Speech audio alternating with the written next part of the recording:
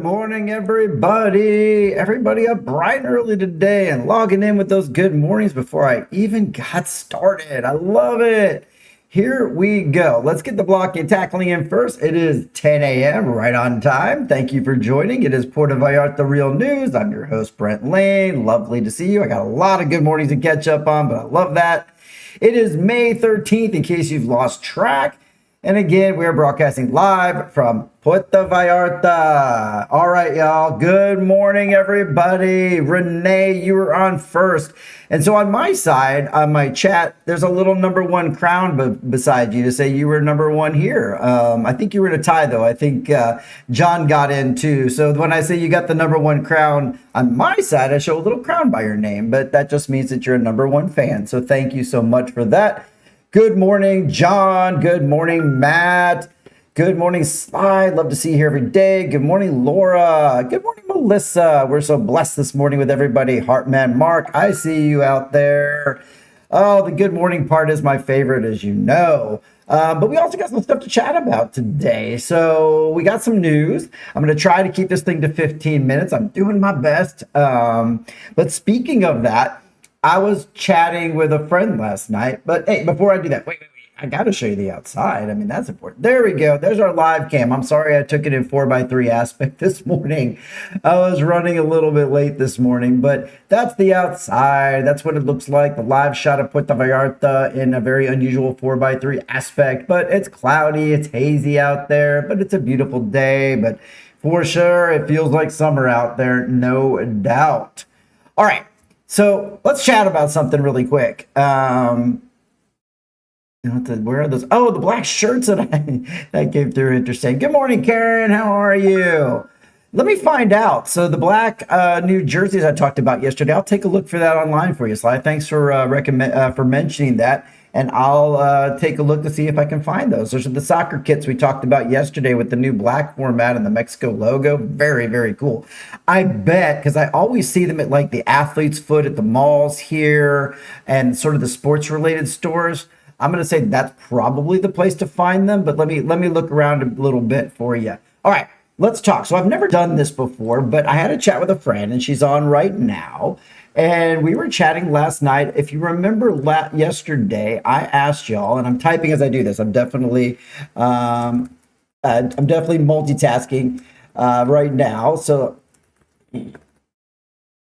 all right, there we go. So I'm going to put out a poll really quick because we were talking because yesterday, remember, I kind of stopped myself because someone mentioned I seemed like I was on high octane, 1,000%. And it's funny because she and I chatted, and it's you, Melissa. I see you out there. Good afternoon, Lori. I see you. I've never done a poll before on YouTube chat, so this is a test. I might not see your good mornings after this, but there we go. Let's see if it works. Is there a poll? Did it work? Okay. I don't know if it worked or not. I can't see it, but I'm trying to put a poll up there for you.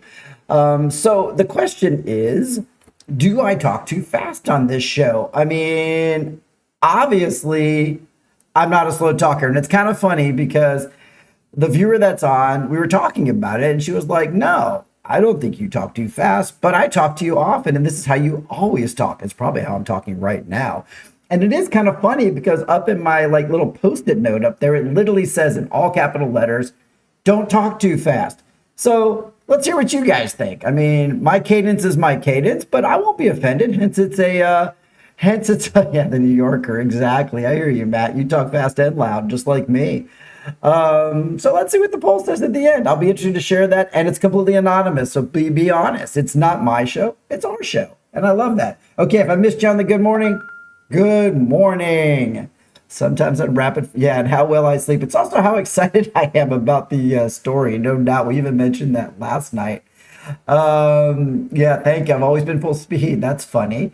Yeah, I like it. All right. Yeah, I am trying to, yeah, we're going to run overtime if I say on this topic too much, but I'll leave that poll up because I can also, move forward with it. All right, let's do it. All right. So thank you for being interactive with me. And for that, we get a coffee can, and when you're this amazing, you get a cheers. And for voting, you get a jingle. Time on PVRN. Hey, clink those cups. Let's wake again. Sip the truth with a little grin. Coffee time. Let the news All right. That's definitely not going to shorten the show, but it's fun. All right. Let's get into the news, everybody. It's time. I like the wink. Thank you for that, too.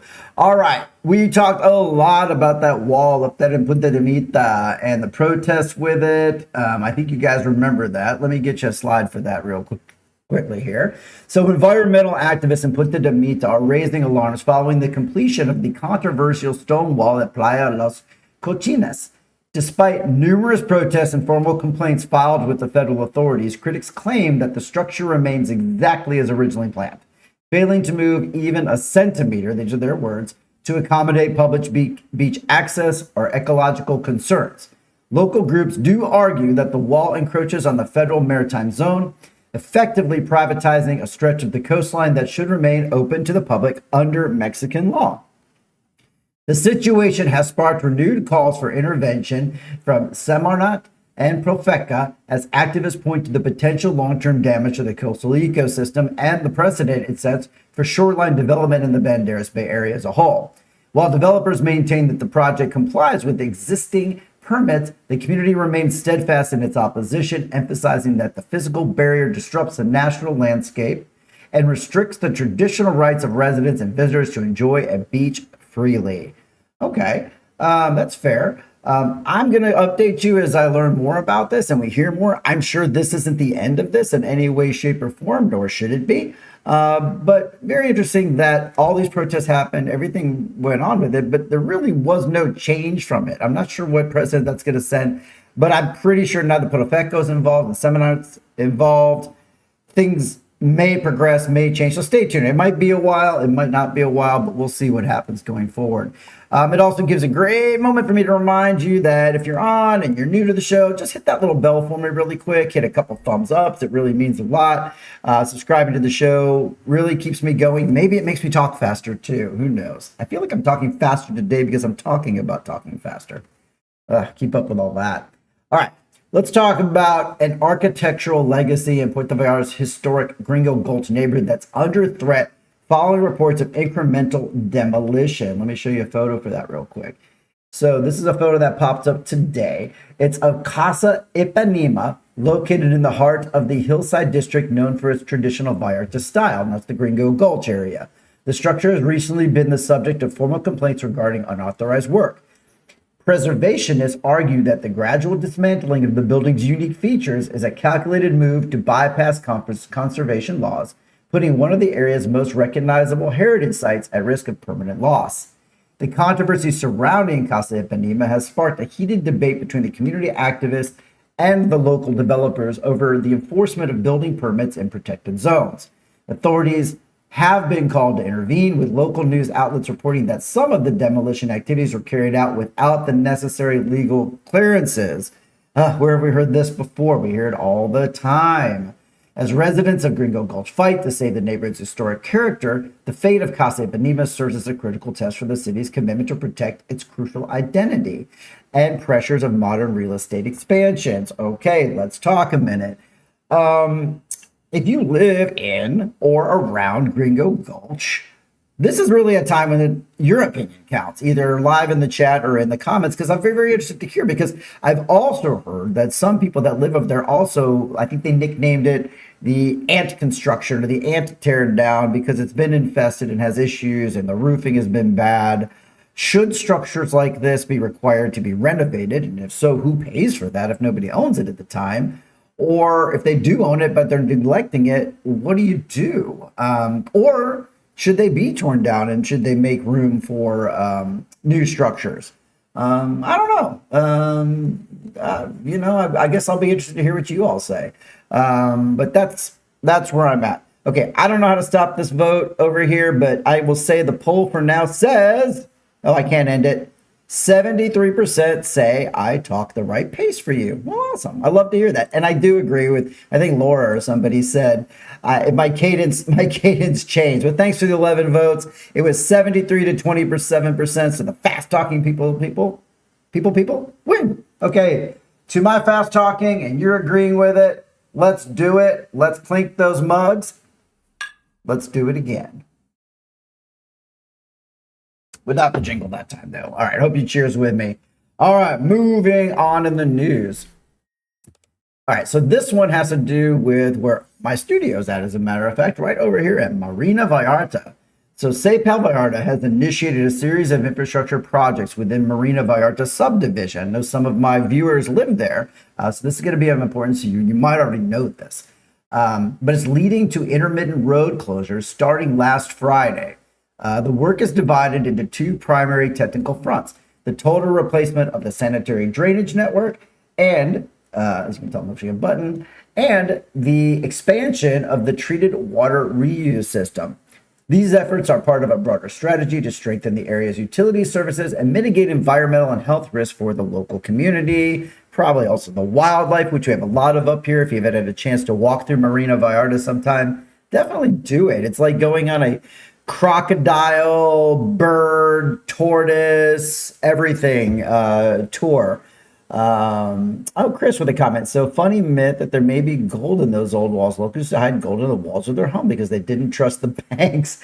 Okay. So if we see Chris out there with a little ping hammer, like from, what was that? What was the prison escape movie? The Shawshank Redemption. If he's out there with his little ping hammer knocking away at the walls, we know why the Anderson Report is out there. All right. Back to this. Sorry, Shawshank. Thank you for helping. I'm only doing 5 things at once. It is tricky to keep my mind focused sometimes. All right, let's talk about this map and Marina again. So the specific areas affected are concentrated on Albatross Street, with drainage work occurring between Penacanos and Paseo de la Marina Norte. The water network expansion taking place between Avenue Medina Asensio and Gaviotas. While the agency has emphasized these upgrades are essential for improving service reliability, they have not yet announced an official completion date. Who would have guessed? So that's the map. I'm going to leave that up for just another second or two. But once we know when these intermittent closures will end, I'll report it here, or I'm sure you all will notice when you walk by and it's not there. So in the meantime, motorists and residents are urged to exercise a little bit of caution, slow down a little bit, get ready for a little bit of traffic disruptions if you're cruising through the Marina area. And if you're walking on by, just be happy and hopefully it doesn't smell too sewagey while they do this work. Okay, updating a big story. I covered it on Monday. It happened last weekend. We know what it is probably before I even do it, but of course it's the Marina boat fire. All right, there are official reports now after the fire. These, of course, were the rumors that were going on when the fire was happening, but of course, in PVRN style, being Puerto Vallarta Real News, until I see it officially, I don't report it. So the update is, following Monday's coverage of the yacht fire in Marina Vallarta, new details have emerged revealing a critical failure in the emergency infrastructure. During the council session on May 11th, Councilwoman Maria Laurel Carrillo Ventura, head of the Civil Protection and Fire Department Committee, confirmed that the fire hydrant at the northern dock was non-functional when crews arrived on Saturday, May 9th. This malfunction forced emergency personnel to adjust their maneuvers while fighting the fire to prevent the flames from spreading to adjacent vessels. And luckily, it didn't spread much. There was some damage to the tube beside it.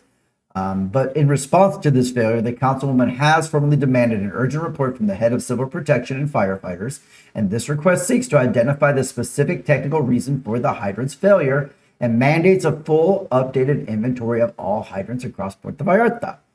The city is now under pressure to provide a detailed inspection and log and a status report of how many of these essential devices are currently out of service due to neglect or due to damage, with the goal of establishing a definitive solution to the municipality's fire safety gaps, especially at the docks and the marina. Okay, and this is no surprise if you live here, you've been on social media, but once again, I slow roll stories like this for a reason, because I want it to be official and I want to make sure we're getting the accurate news. So that's where we are with that story right now. If anything changes, I'll let you know, but at least it brought some attention. Nobody was harmed or killed that has been reported, which is good. There was some damage. If you're a boat owner, especially that one on fire that sunk, it's bad. And hopefully the government and legal resources can be implemented to prevent that from happening in the future. Okay, moving onward, I'm going to move into an entertainment story. We haven't had an entertainment story in a while, and I freaking love this one, and you're going to know why really quick if you know me. Let me get this up here really quick, and oh my God, this is Mexico City. This is legendary Irish rock band U2. Oh, I wish I was there in Mexico City. Fans and bystanders in Mexico City were there, and all of a sudden up popped a secret filming of a music video right in the heart of the historic center. The band, led by Bono and The Edge, was spotted at iconic locations such as the Calle de Madero and near the Metropolitan Cathedral. This unexpected appearance drew large crowds of locals and tourists who were thrilled to catch a glimpse of the global superstars in an intimate and historic setting. No, those are my thoughts exactly, Chris Anderson. Oh my God, my favorites. This is my favorite group freaking ever. All time, ever since I was even like a kid. Look at this shot a fan took. I found this one online in a part of a video. They were standing right there. I'm like, Bono, sweat on me, please. Oh, okay. Oh, there's a video of their Facebook of them joining a family for lunch because the power generator went out. So that even happens to you too. I feel like my events, that even happens. Yeah, Karen, I agree. So the production involved a high level of security, but remained relatively inclusive, according to reports, with several Mexican fans reportedly being invited to participate as extras in the background of the shots. The footage they filmed, I had to do a little bit of research on this one, is actually, oh, sorry, that's the boat on fire, is actually for their new upcoming single. And I had to do a little dig. Thank you to Rolling Stone for this information. This is for their upcoming single, Street of Dreams, okay? It's not Streets Have No Name, Street of Dreams. And of course, again, my favorite band of all time, Matt's seen them. I love that. And Laura doesn't, so Laura's my wife and doesn't even know that YouTube was here. I never leak a story. I never do. So how awesome. I've seen YouTube probably 5 or 6 times, going all the way back to the Joshua Tree. I remember being on the floor just 4 rows back, right in front of this band who was exploding out of the scene. I had already listened to them for years prior to that. And then I've even seen them at least once or maybe twice with Laura. How many times have you seen U2? I love this. I see twice for Chris. I personally would love to see them at least one more time. I feel like they're going to be the Rolling Stones of our generation. They're going to go on forever, but you just never know. So big shout out, Bono, The Edge, Larry Mullen, everybody else who's currently on their tours right now, and not on their tours, but just recording. And I'm just a big fan right now. I can barely freaking contain myself. Big giant freaking cheers to you two. How freaking awesome is that? And you know what? Bono would appreciate a song, so let's do it. Where the Coffee Has No Name. No, I don't have that, but I got this. Coffee time on PVRN. Bono, don't be jealous. Drink those cups, let's wake again.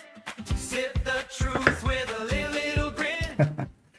All right, y'all, that's it. That's it. We're clocking in just about 18 minutes, but not 20, so that's good. I hope that Puerto Vallarta becomes a place where bands come, and it is a hub. I'd love to have a live concert here with international bands someday. So if anybody ever wants to figure that one out, let's do it. But that's it for Puerto Vallarta Real News today. I hope you enjoyed the show. I had fun today with you guys. I hope you had fun with me. I'll see you tomorrow with more real news. And please, please, please just take a moment, share this show online, tell your friends about it. The subscriptions are really going up, and you guys keep me energized. And this is our show, not my show. See y'all mañana.